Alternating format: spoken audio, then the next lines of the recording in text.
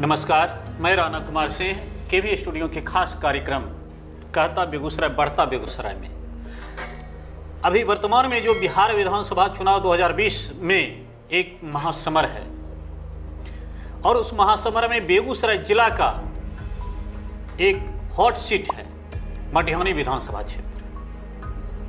आप तमाम दर्शकों को मटिहानी विधानसभा क्षेत्र की कमियों से, उसकी कठिनाइयों से, वहाँ के आम जनमानस की समस्याओं से अवगत कराने के लिए उसके निराकरण का क्या प्रयास किया जाए, उसका विकास कैसे हो, उसकी संरचना जो है जो हमेशा बाढ़ पीड़ित और कई किलोमीटर की यात्रा दूरी तय करने की है, उसे नज़दीक कैसे लाया जाए,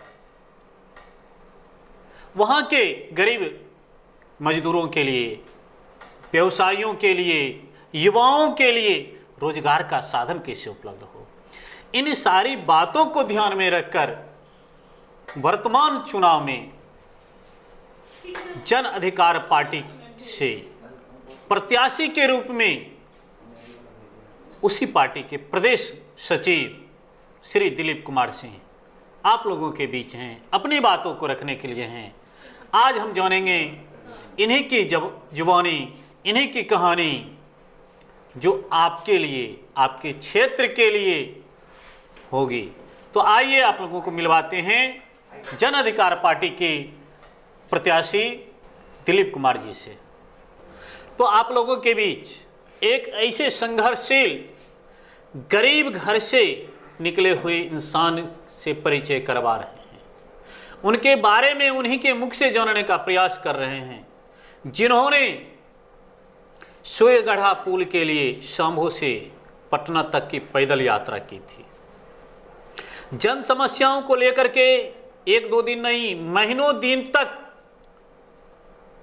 उपवास और अनशन किया था। कई आंदोलन इन्होंने किया, वर्षों तक जेल की यात्रा भी इन्होंने की। हमारे बीच जन अधिकार पार्टी के प्रत्याशी और अच्छी खासी राजनीतिक अनुभव रखने वाले दिलीप कुमार सिंह जी हैं। दिलीप कुमार सिंह जी केवी स्टूडियो के कार्यक्रम में आपका हार्दिक स्वागत है। धन्यवाद सर। केवी स्टूडियो और इस स्टूडियो के आदरणीय संस्थापक डॉक्टर रोशन कुमार जी का मैं दिल से नमन करता हूं, धन्यवाद करता हूं कि उन्होंने एक प्लेटफॉर्म हम लोगों के लिए मुहैया करवाया, जिसके माध्यम से हम अपने विचार को जनमानस तक पहुंचा पाएं।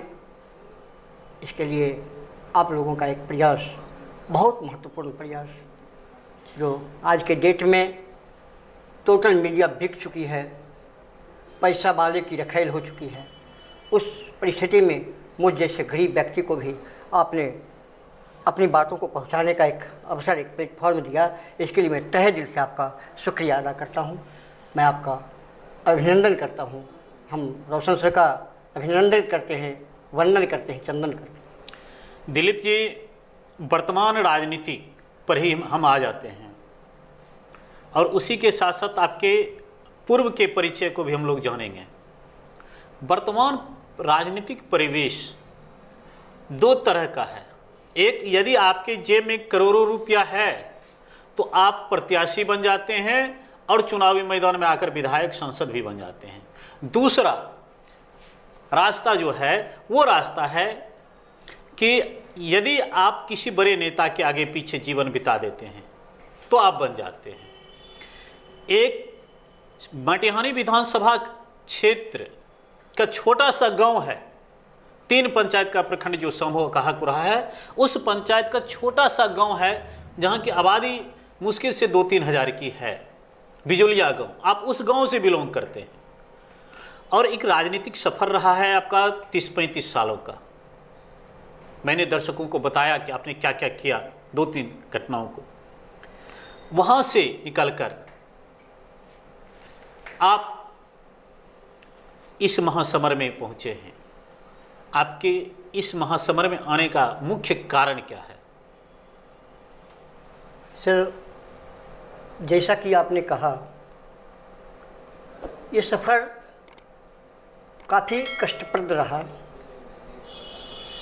बरसों जेल जीवन व्यतीत करना पड़ा, हजारों डंडे की सौगात मिली, कई बार अनशन धरना प्रदर्शन करना पड़ा। मेरे ख्याल से आज तक जनहित के सवाल पर मैंने 102 दिन अनशन किया, कभी 10 दिन, कभी 5 दिन, कभी 8 दिन, कभी पुल के सवाल पर, कभी पुलिया के सवाल पर, कभी स्कूल के सवाल पर, कभी सीढ़ी टूटने के सवाल पर, कभी हॉस्पिटल के सवाल पर, कभी राजधानी एक्सप्रेस हादसा के सवाल पर, कभी भ्रष्टाचार के सवाल पर, कभी फसल क्षतिपूर्ति लूटने के सवाल पर। हर सवाल पर एक मजबूत आवाज़ बनकर सड़क से संघर्ष सदन तक पहुंचाने का हमने काम किया जी। और निश्चित रूप से आगे भी मैं यही करूंगा। हमने जिन्हें पढ़ा, लोहिया को, गांधी को, सुभाष को, भगत को, तो इनके पास कोई ये करोड़पति नहीं थे। सुभाष चंद्र बोस ने अपनी ICS की डिग्री जला दी जी। समाज सेवा करने के लिए कोई आवश्यक नहीं है कि आप धनपति हों। समाज सेवा के लिए आपको भगत सिंह बनने में किसने रोका? आप होटल मोटल के फेरे में लगे रहे, आप मॉल के फेरे में लगे रहे, हम पूल के फेरे में लगे रहे। अंतर हम में और आप में है। एक संघर्षशील व्यक्ति अपने ईमान को बचा करके, ठेकेदारी दलाली ना करके, अपनी जिंदगी को संघर्ष के रास्ते पर ले जाने वाला व्यक्ति को काफ़ी कष्ट होगा सर। कोई व्यक्ति, राजनीति का मतलब है ठेकेदारी करना, दलाली करना, चीटिंग करना। आज लड़ाई टीचर वर्सेस चीटर की है। टीचर चीटर, यहाँ टीचर और अगले लोग चीटर। चीट करने के लिए हुआ है समाज में। भगत सिंह बनने में किसने रोका? मटिहानी को बदलने में किसने रोका? बाढ़ के सवाल पर लड़ने में किसने रोका? पुल के सवाल पर लड़ने में किसने रोका? कौन रोका? सच है कि आप सदन में नहीं गए, लेकिन राम मनोहर लोहिया कहे थे कि सड़कें अगर वीरान हो जाएगी तो सदन आवारा हो जाएगा, और सड़कें वीरान रही और आपने सदन को आवारा होने का मौका दिया। फिर आप किस मुंह से कहते हैं कि हमें वोट दो? लेकिन आपके अगेंस्ट जो प्रत्याशी हैं उनका तो कहना होता है कि हमने सड़कों का जाल बिछाया, हमने स्कूलों में भवन बनाया, हमने शाम्भू प्रखंड को एक बड़ा पुल दिया, और गांव-गांव तक जाने वाली जो सड़क थी उसका कालीकरण करवाया। उनका तो ये कहना है कि हमने विकास किया। देखिए, वो जो कहते हैं जी, उनसे पूछिए कि 15 साल में भ्रष्टाचार कहाँ है? शौचालय की राशि बगैर 2000 के नहीं होगा, कितना भी आप पीछे आगे करते रहिए। जी। उनसे पूछिए कि आवास की राशि बगैर 20,000 25,000 दिए नहीं होगा, चाहे खूब आगे पीछे कीजिए। थाना में FIR लिखाने के लिए जाइए, बगैर 2000 5000 10,000 दिए नहीं होगा। आप यह बताइए सर कि किस पुल की बात आप करते हैं, किस पुलिया की बात करते हैं? जो उनके देख रेख में पुलिया बना, बगैर कुत्ता के चढ़े वो पुलिया टूट गया सर। उसके सवाल पर हम अनशन किए। वो रोड बनवाए सर, रोड हवा में उड़ गया सर, हवा के झोंका में उड़ गया रोड को उखाड़ करके बेच लिया गया, ईंटा को उखाड़ करके बेच लिया गया सर। उसके सवाल पर हम अनशन किए। जब सीढ़ी सर बना, उनके देखरेख में बना, हाई स्कूल के पदेन अध्यक्ष होंगे और उनके देखरेख में सीढ़ी बने, उनके कार्यकाल में सीढ़ी बना। 4 बच्ची के चढ़ने से वो सीढ़ी टूट गया और बच्ची मर गई। उसकी माँ चीख चीख के कह रही है कि हमारे फूल को लौटा दो, हमारी रानी की जिंदगी को वापस कर दो। कोई नहीं किया सर। किस विकास की बात करते हैं? कौन सी विकास? मटिहानी बाढ़ मुक्त हो गया, कटाव मुक्त हो गया, उद्योग लग गए। रोड की स्थिति अब देख लीजिए सर, किस विकास की बात करते हैं? लेकिन उनका तो कहना होता है कि हम बाढ़ नियंत्रण के लिए समय समय पर कई योजनाओं को देते हैं और कार्य होता है वहाँ बांस बल्ला। किस योजना से? वो किस योजना से है सर? जी, बोरे में बालू भर करके हमें बता दिया जाए ना, वो किस योजना से है? विधायक निधि से है? वो विधायक निधि से वो योजना है? ये विधायक निधि से हो या सरकार उसको नहीं, सरकार के द्वारा में उनका क्या है? सदन में एक आवाज़ बता दें आप। सदन में एक आवाज़ उनका, एक महीने के सवाल पर कोई सवाल पर वो बोले हों, बताइए। पुल के सवाल पर अगर बोले हों सदन में, राकेश सिन्हा बोले तो आप जान गए, सब लोग जान गए। जी जी जी तो बिल्कुल। विधायक जी बोले होते तो जान गए होते आप, क्यों नहीं? तो आपके मुख से हम जानना चाहते हैं दिलीप जी, आप प्रत्याशी हैं, राकेश सिन्हा जी आपके निश्चित रूप से विरोधी दल के हैं, बिल्कुल राज्यसभा सांसद हैं, जी। लेकिन वो जो मटिहानी विधानसभा क्षेत्र के लिए ये सड़क जो है आपके प्रखंड से जोड़ने वाली सड़क के लिए जो प्रयास किया, जी इसके लिए आप क्या कहना चाहते हैं? सर, जब सड़कों पर आवाज होगा तो सदन में गूंजेगा। बिल्कुल। किसी की औकात नहीं है कि रोकेगा। जनहित के सवाल के लिए उसे सदन में भेजा गया है सर जी। और जब आपके माध्यम से, प्रेस के माध्यम से ये मामला हाईलाइटेड हुआ, 2015 से हम लड़ रहे हैं सर। जी जी 2015 से हम पुल के लिए लड़ रहे हैं। जब नीतीश जी ने कहा वहां पर पुल के सवाल पर कि पुल असंभव है, ये पुल नहीं बन सकता है, हमने उसी दिन कहा कि असंभव का सिर्फ अ को काटना है, ये संभव होगा और हर परिस्थिति में बनेगा। अगर देश में कश्मीर से कन्याकुमारी तक रोड और पुल बन सकता है तो मटिहानी शाम्भो पुल भी बनेगा और हम इसे बनवा के रहेंगे। और इसके लिए तो प्रयास लगभग कंप्लीट है और शाम्भो के लोग आश्वस्त भी हैं कि अब पुल हो जाएगा। इसमें आपका बहुत बड़ा योगदान रहा सर। ऐसा है, ऐसा मुझे भी विश्वास था कि हो जाएगा जी।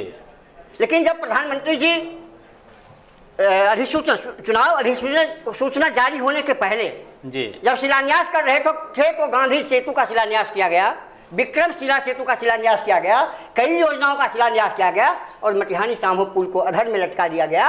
तो कैसे हम समझे कि पुल बन जाएगा? वो प्रक्रियारत है और ये विश्वास रखिए कि आपका जो प्रयास था, मेरे विश्वास रखने से क्या होगा? दिलीप जी, अनहरा को कहा गया कि अनहरा रे घी पढ़ लो, अनहरा बोला कि घर करते तब। ऐसी बात नहीं है। आप तो जान रहे हैं, आप तो राजनीति हैं, कई वर्षों से आपने राजनीतिक जीवन व्यतीत किया है और जिस तरह से आप बोले उस प्रक्रिया के तहत तो लगभग सारी प्रक्रिया पूरी हो चुकी है। अब 2024 जब चुनाव आएगा तभी प्रधानमंत्री जी 1 करोड़ ले लो, 1,25,000 करोड़ ले लो, हम विशेष स्टेटस राशि मिलेगी और वो पुल बनेगा। विश्वास रखिए और संघर्ष मेरा जारी, और संघर्ष आपका जारी रहा, जारी रहेगा। और ये मटिहानी विधानसभा क्षेत्र की संघर्ष करने के लिए ही आया हूँ और अपनी आवाज को और मजबूत तरीके से उठाने के लिए आया हूँ कि अगर आपका आवाज विधानसभा में नहीं है तो मैं विधानसभा में आपकी आवाज को लेकर के जाऊंगा और वहां से हम आपको पुशअप करूंगा कि आप इसको जल्दी करिए। दिलीप जी, आप चुनाव में हैं, एक प्रत्याशी हैं, समस्या सिर्फ शाम्भो प्रखंड को लेकर नहीं है, इधर और उधर दोनों तरफ मटिहानी विधानसभा क्षेत्र की आधी आबादी बाढ़ से पीड़ित रहती है। कुछ ऐसे क्षेत्र हैं आपके विधानसभा क्षेत्र में जो अति पिछड़ा क्षेत्र है, महादलित क्षेत्र भी है, अल्पसंख्यक क्षेत्र भी है, जहां समस्याओं का अंबार लगा हुआ है, समस्याओं की कमी। आप जब विधानसभा क्षेत्र के चुनाव में आए तो निश्चित रूप से आपने किसी न किसी कार्य को टारगेट किया होगा कि मुझे ये 5 काम जनहित में करना है, इसके लिए आवाज़ बुलंद करनी है। तो ये 5 कार्य जो महत्वपूर्ण है, विधायक बनने के बाद कई कार्य होते हैं लेकिन 5 महत्वपूर्ण कार्य जो जनहित के लिए हो, आप आम जनमानस में रखें।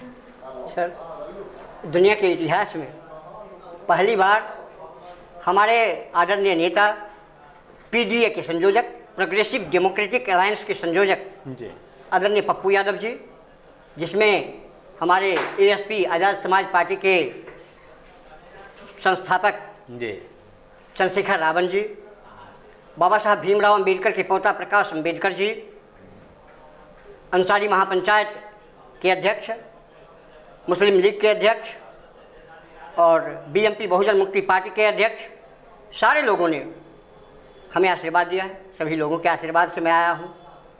और आदरणीय पप्पू यादव ने दुनिया के इतिहास में पहली बार कोर्ट के एफिडेविट से कहा कि मैं 3 महीना में ये काम करूँगा, 6 महीना में ये काम करूँगा, 9 महीना में ये काम करूँगा, 12 महीना में ये करूँगा, 15 महीना में ये करूँगा। 30 साल बनाम 3 साल, 15 साल जंगल राज, 15 साल राक्षस राज, 3 साल जनता राज। जंगल राज, राक्षस राज, जनता राज। ये तो सरकार की योजना होगी। सरकार, आपकी सरकार बनती है, सरकार अपने स्तर से कार्य करेगी। एक विधायक के रूप में दिलीप कुमार सिंह किसी 5 कार्य को जनता के लिए रखें। एज ए विधायक जो हमारी सीमाएं होगी जी, उस सीमा के तहत पहला आवाज़ मटिहानी सामूहिक पुल को हर परिस्थिति में 6 महीना के अंदर स्वर्ग में भी होगा। जिंदा है तू जिंदगी की जीत में यकीन कर, अगर कहीं है स्वर्ग तो उतार ला जमीन पर। 6 महीना के अंदर इस काम को हम शुरू करवाएंगे हर परिस्थिति में, जी के या मर के। दूसरा, 1 साल के अंदर मटिहानी विधानसभा के जितने स्कूल होंगे उस स्कूल की शिक्षा व्यवस्था, पढ़ाई की व्यवस्था प्राइवेट स्कूल से बेहतर हर परिस्थिति में। कोई नहीं रोक सकता, चाहे उसके लिए स्कूल पर अनशन करना पड़ेगा, ब्लॉक पर अनशन करना पड़ेगा, समाहरणालय में अनशन करना पड़ेगा या फिर विधानसभा में अनशन करना पड़ेगा, तो मैं करूंगा। और दूसरा काम, हर परिस्थिति में 1 साल के अंदर शिक्षा व्यवस्था को समुन्नत करना, प्राइवेट स्कूल से बेहतर करना, ये मेरा संकल्प है। तीसरा काम, अपराध और भ्रष्टाचार पर हर परिस्थिति में कंट्रोल करना, अपराध और भ्रष्टाचार को रोकना, ये मेरी प्राथमिकता है। चौथा काम, रोजगार युवाओं को कैसे मिले, उसके लिए हम दिन रात एक कर देंगे। हर परिस्थिति में रोजगार के अवसर उपलब्ध करवाना, ये हमारी प्राथमिकता है।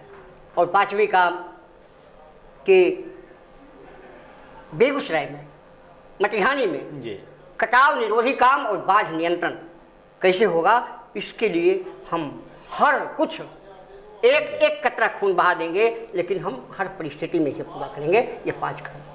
एक कार्य और है दिलीप जी, बेगूसराय जिला का मटिहानी विधानसभा क्षेत्र सिमरिया से लेकर के आगे जहाँ तक जाती है बलिया, ये शाहपुर कमाल विधानसभा क्षेत्र तक, ये जो गंगा का तट है, ये एक पर्यटन स्थल के रूप में भी विकसित हो सकते हैं और सैकड़ों बेरोजगार युवाओं को वहाँ से रोजगार उपलब्ध होगा। ये हमारे आदरणीय नेता ने कहा है जी कि हम बोध गया, हम राष्ट्रकवि रामधारी सिंह दिनकर की धरती, फणीश्वरनाथ रेणु की धरती, कांवड़ झील, इसको पर्यटन स्थल के रूप में विकसित करेंगे। जितनी भी मैंने पौराणिक स्थल, चाहे वो सूर्य मंदिर है, चाहे वो सूर्य मंदिर है, चाहे वो नवलखा मंदिर है, इस सब को पर्यटन स्थल के रूप में विकसित करना हमारी सरकार की प्राथमिकता है। और हम प्रतिज्ञा पत्र में उसके लिए हुए हैं। प्रतिज्ञा पत्र हमारा जो है, ये तो सरकार की प्राथमिकता होगी, ये सरकार की प्राथमिकता है कि सरकार अपनी योजनाओं से करेंगे। लेकिन एक विधायक फंड जो होता है उसके अनुसार भी उसको अनेक पार्क बना करके, कॉलेजों में स्टेडियम बनाकर खेल का विकास किया जा सकता है, या नदी के किनारे, गंगा के किनारे अगर छोटा सा मंदिर है वहाँ पर और आकर्षक केंद्र बनाकर एक पिकनिक का केंद्र, एक पर्यटन स्थल बनाया जा सकता है, एक विधायक स्तर से भी। आप लोगों का और सांभो गढ़ जो आपके विधानसभा क्षेत्र का है, 2 गढ़ जो है बेगूसराय जिला में, सांभो और भैरवार, ये 2 गढ़ ऐतिहासिक गढ़ हैं। ऐतिहासिक भी कहा जाए और हमारे आज़ादी के काल का भी गढ़ कहा जाए, दोनों महत्वपूर्ण हैं। इसको बिहार की पटल पर ही नहीं, भारत के पटल पर कैसे लाया जाए? सर,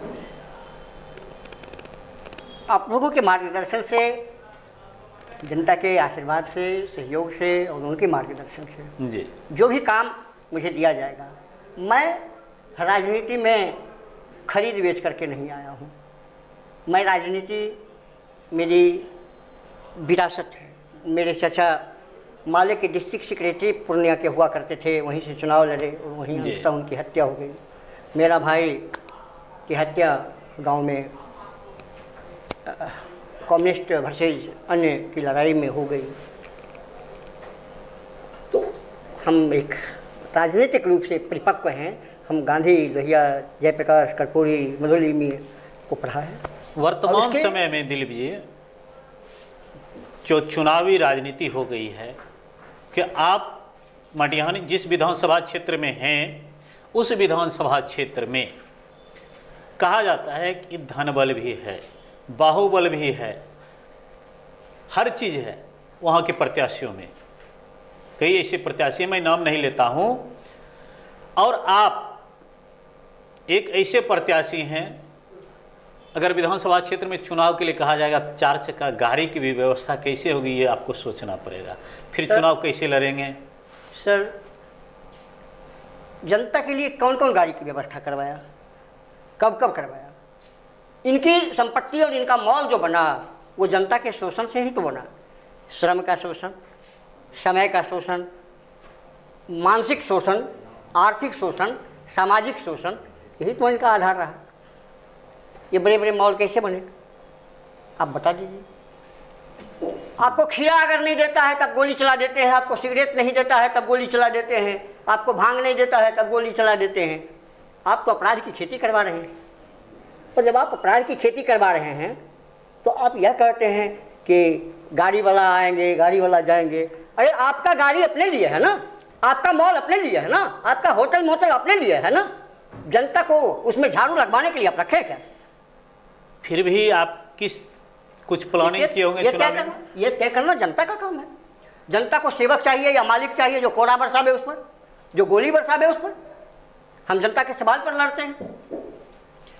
अंतिम प्रश्न। आप सर अपना पैसा इन्वेस्ट वहां करते हैं जहां आपको पैसे की गारंटी हो, मनी बैक। LIC में आप लगाते हैं, LIC लिखता है कि जिंदगी के साथ भी, जिंदगी के बाद भी। जी। हम आपसे वोट मांगते हैं तो हमने आपको कहा कि जीत के साथ भी, हार के बाद भी। हमारे वोट लेने का आपके वोट की गारंटी है कि जीत के साथ भी, हार के बाद भी। संसद तक पहुंचे तब भी आप आपकी आवाज़ को उठाएंगे, और संसद तक अगर नहीं पहुंच सके तो सड़क हमारे बाप की है, किसी के बाप की नहीं। सड़क पर हम लड़ते ही रहेंगे हर परिस्थिति में। अंतिम प्रश्न आपसे दिलीप जी कि मटिहानी विधानसभा क्षेत्र की जनता अपार बहुमत देकर अगर दिलीप कुमार सिंह को अपना विधायक बनाती है तो वह जनता विधायक बनने के बाद दिलीप कुमार सिंह को एक विधायक के रूप में देखेगी, एक दिलीप कुमार जो संघर्षशील नेता रहा उस रूप में देखेगी, या एक गरीब गुरबे दलित कुचलों के बेटा के रूप में देखेगी? मैं बेशक समाज का बेटा हूँ, हमेशा बेटा ही रहना चाहूँगा। कभी ना नेता में बनने की कोई मुझे शौक़ है, ना मैं नेता हूँ। मैं हमेशा एक बेटा हूँ, एक समाज सेवक हूँ, हमेशा सेवा करूँगा। क्योंकि जनता को डर रहती है कि जीतने के बाद हमारे दिलीप कुमार सिंह कहीं AC के मालिक ना हो जाएं, कहीं वो गाड़ी से निकलने का प्रयास ना करें सर। तो इसलिए मैं ये प्रश्न किया, जनहित का प्रश्न। हमारे आदरणीय नेता को आप देख लीजिए, पप्पू यादव को देख लीजिए। जब पटना बाढ़ में आया तो उप मुख्यमंत्री हाफ पैंट पहन करके अपनी पत्नी के साथ निकल गए, और वही बच्ची सीखती रही कि अंकल हमें भी बचा लो। लेकिन पप्पू यादव पानी में उतर के लोगों के लिए दूध, खाना, पानी की व्यवस्था करवाए। आप हमारे नेता को देख लीजिए ना, मुजफ्फरपुर शेल्टर हाउस कांड हुआ, कोई बोलने के लिए तैयार नहीं था। सदन से सड़क और सड़क से मधुबनी बासोपट्टी से पटना तक हम लोग की पदयात्रा हुई जी। और अंततः CBI के जिम्मे गया। हमारे नेत्री ब्रजेश ठाकुर के मुंह पर काली पोती, अंततः वो जेल गया। तो आप हमारे संघर्ष को देखें। कोरोना काल में जब सारे लोग, सारे नेता बेड पर थे, पप्पू यादव रोड पर था। पप्पू यादव हमेशा लोगों से मिल रहे थे। पप्पू यादव जब कोटा के छात्र के लिए सरकार हाथ उठा दिया कि जो जहाँ है वहीं रहे, नहीं तो कोरोना आ जाएगा, पप्पू यादव उसके लिए संघर्ष किए। हमारा छात्र नायक जेल गया और कोटा बस भेजे हमारे नेताजी, 1,87,00,000 रुपया बाय चेक प्रशासन को मुहैया करवाए, और उसके बाद लोग आए। मजदूरों के सवाल पर 22,000 अकाउंट में हमारे नेताजी 1,000 रुपया, 2,000 रुपया, 500 रुपया, हर लोग के हाथ में रुपया। तो हर परिस्थिति में हमारे नेताजी खड़ा रहते हैं, एक बेटा के रूप में खड़ा रहते हैं। हम कैसे ऐसी में चले जाएंगे? जब हमारे नेता नहीं गए हम कैसे जाएंगे? अन्य नेता के बात आप सोचेंगे, कहेंगे तो अन्य नेता चुनाव जीतने के बाद जिसके पास साइकिल नहीं है वो AC का मालिक और होटल का मालिक, मोटर का मालिक और मॉल का मालिक हो जाता है। और पप्पू यादव 9,000 बीघा से बेचते बेचते 900 बीघा पर आ गए। तो देख लीजिए दिलीप जी, हमारा ये KV स्टूडियो जिसके प्रोप्राइटर डॉक्टर रोशन कुमार जी हैं, पेशे से वो नाक कान गले के डॉक्टर हैं, और लोग कहते हैं कमाई समाज सेवा चिकित्सा क्षेत्र से भी उनकी हो जाती है। वर्तमान दौर में चाहे वो साहित्य जगत हो, कला जगत हो, राजनीतिक जगत हो, क्रीड़ा जगत हो, हर क्षेत्र के लोगों को बुलाकर अपनी बातों को जन जन तक पहुंचाने के लिए और जन जन की बातों को, उनकी समस्याओं को दिलीप कुमार जी जैसे नेताओं के बीच रखने के लिए जो एक ये प्लेटफॉर्म तैयार किए हैं, प्रयास किए हैं, इसके बारे में आपकी क्या राय है? बेशक सर, जब आज के डेट में सारी मीडिया बिक गई, जब मीडिया यह कहती है कि मैं अंजना ओम मोदी, जब मीडिया यह कहती है कि वो मोदी के जय जयकार में लगी हुई है, जब उसे समस्या दिखाई नहीं पड़ती, बेरोजगारी दिखाई नहीं पड़ती है, जब लोगों को बेरोजगार कर दिया गया वो दिखाई नहीं पड़ता है, जब विशेष स्टेटस राज्य को नहीं मिला, 1,65,000 करोड़ का उन्होंने वादा किया वो पूरा नहीं हुआ, तो उसको दिखाने का काम नहीं है, उसको जय जयकार करना है। क्योंकि मीडिया बिकी हुई है, देश की सारी संपत्ति को बेच करके मीडिया के हवाले कर दिया गया है। ये सब सरकार अंबानी की, अडानी की और मीडिया के घराने की है। तो उस स्थिति में अगर आपने एक ऐसा प्रयास किया जहां हम गरीबों को भी एक अपनी बात रखने का मौका मिला, इसके लिए मैं तहे दिल से डॉक्टर रोशन सर का और आप लोगों का शुक्रिया अदा करता हूं कि आप एक वास्तव में चौथा स्तंभ बन करके उभर रहे हैं, जिसमें मोदी जी को प्रे करना पड़ा सुप्रीम कोर्ट में कि नहीं, सोशल मीडिया के चैनल को बंद कर दिया जाए। मैं ऐसा नहीं मानता। मैं चाहता हूं कि जो मीडिया बिक गई है, पहले अखबार छप कर बिकता था, अब बिक करके छपता है, तो आज बिका हुआ मीडिया से क्या उम्मीद करेंगे। आपसे उम्मीद है कि आप समाज को एक नई दिशा देंगे और निश्चित रूप से गरीब का बेटा सदन में जाएगा, आम जनता इसको समझेंगे, और जब गरीब का बेटा सदन में जाएगा, लड़ाई गरीब वर्सेस अमीर, ईमानदार वर्सेस बेईमान, और कर्मण्य वर्सेस कर्मठ और संघर्षशील की लड़ाई है। आपको तय करना है, जनता को तय करना है। मैं आपको बहुत धन्यवाद देता हूं और डॉक्टर रोशन सर को धन्यवाद देता हूं। दिलीप जी, कल आपका नॉमिनेशन है, इसके लिए आपको बहुत सारी प्रक्रियाएं करनी होगी, क्षेत्र भ्रमण भी करना पड़ता है। चूँकि आप जिस समय में हैं, इस समय में आपसे 10 मिनट 20 मिनट का समय निकाल पाना भी मुश्किल होता है। एक प्रत्याशी के रूप में आपके लिए सोना, खाना, बैठना पता नहीं कब कहाँ होगा, और आप जनता के लिए, जनता की आवाज़ बनने के लिए, जनता की बातों को सदन तक पहुँचाने के लिए आपने हमारे स्टूडियो को अपना बहुमूल्य समय दिया। इसके लिए हम केवी स्टूडियो परिवार, खासकर डॉक्टर रोशन सर की तरफ से आपका हार्दिक आभार व्यक्त करते हैं। धन्यवाद सर, आपको भी और आपके स्टूडियो के संस्थापक और सारे साथियों को मैं दिल से धन्यवाद करता हूं, और मुझ जैसे नाचीज़ को भी आपने मौका दिया है। मैं आपका सदैव ऋणी रहूँगा और शुक्रगुजार रहूँगा। धन्यवाद।